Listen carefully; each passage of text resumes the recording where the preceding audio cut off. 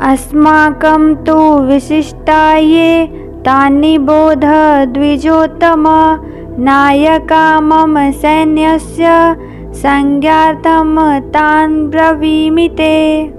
दुर्योधन आगे कहता है, हे ब्राह्मण श्रेष्ठ, आपकी सूचना के लिए मैं अपनी सेना के उन नायकों के विषय में बताना चाहूँगा जो मेरी सेना को संचालित करने में विशेष रूप से निपुण हैं। आगे के श्लोक में दुर्योधन कहता है, मेरी सेना में स्वयं आप, भीष्म, कर्ण, कृपाचार्य, अश्वत्थामा, विकर्ण तथा सोमदत्त का पुत्र भूरिश्रवा आदि है जो युद्ध में सदैव विजयी रहे हैं। दुर्योधन उन अद्वितीय युद्ध वीरों का उल्लेख करता है जो सदैव विजयी होते रहे हैं। विकर्ण दुर्योधन का भाई है, अश्वत्थामा द्रोणाचार्य का पुत्र है और सोमदत्ती या भूरिश्रवा बाहलिकों के राजा का पुत्र है।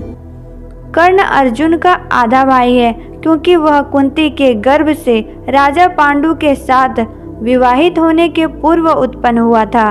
कृपाचार्य की जुड़वा बहन द्रोणाचार्य को ब्याही थी। 9वें श्लोक में दुर्योधन आगे बताता है, ऐसे अन्य अनेक वीर भी हैं जो मेरे लिए अपने जीवन का त्याग करने के लिए उद्यत है।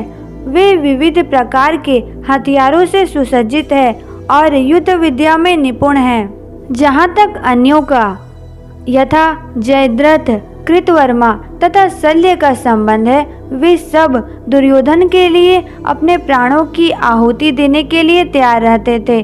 दूसरे शब्दों में यह पूर्व निश्चित है कि वे अब पापी दुर्योधन के दल में सम्मिलित होने के कारण कुरुक्षेत्र के युद्ध में मारे जाएंगे। निस्संदेह अपने मित्रों की संयुक्त शक्ति के कारण दुर्योधन अपनी विजय के प्रति आश्वस्त था। 10वें श्लोक में दुर्योधन कहता है, हमारी शक्ति अपरिमेय है और हम सब पितामह द्वारा भली भांति संरक्षित है, जबकि पांडवों की शक्ति भीम द्वारा भली भांति संरक्षित होकर भी सीमित है। यहाँ पर दुर्योधन ने तुलनात्मक शक्ति का अनुमान प्रस्तुत किया है। वह सोचता है कि अत्यंत अनुभवी सेनानायक भीष्म पितामह के द्वारा विशेष रूप से संरक्षित होने के कारण उसकी सशस्त्र सेनाओं की शक्ति अपरिमेय है। दूसरी ओर पांडवों की सेनाएं सीमित है क्योंकि उनकी सुरक्षा एक कम अनुभवी नायक भीम द्वारा की जा रही है, जो भीष्म की तुलना में नगण्य है। दुर्योधन सदैव भीम से ईर्ष्या करता था क्योंकि वह जानता था कि यदि उसकी मृत्यु कभी हुई भी तो वह भीम के द्वारा ही होगी, किंतु साथ ही उसे दृढ़ विश्वास था कि भीष्म की उपस्थिति में उसकी विजय निश्चित है, क्योंकि भीष्म कहीं अधिक उत्कृष्ट सेनापति है। वह युद्ध में विजयी होगा, यह उसका दृढ़ विश्वास था, उसका दृढ़ निश्चय था।